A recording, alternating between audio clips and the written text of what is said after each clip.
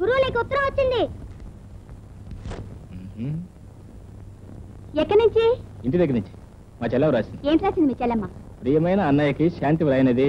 ఇక్కడ అంతా క్షేమం, అక్కడ కూడా అంతా క్షేమం అని తలుస్తాను. అంతా అంటే మనవక్క. అవునరా. నీకు నాన్నగారు చక్కటి సంబంధం చూశారు. పిల్ల బంగారు బొమ్మలా ఉంది. వింటున్నావా మట్టి బొమ్మ? వెంటనే బయలుదేరి వస్తే పిల్లని చూసుకోవచ్చు. బాబ్జీ పెట్టి సర్దు.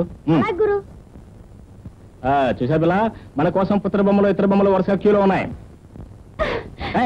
సీత ఎక్కడికి? గేట్లోకి. నన్ను వదులు. కోపం వచ్చిందా? కాదు, బుద్ధి వచ్చింది. నీలాంటి వాడికి మనసు ఇవ్వకూడదని తెలిసి వచ్చింది. తెలియకముందే మనసు ఇచ్చేసావుగా, ఇంకేం చేస్తావు? నా కర్మ అనుకుని ఏడుస్తా.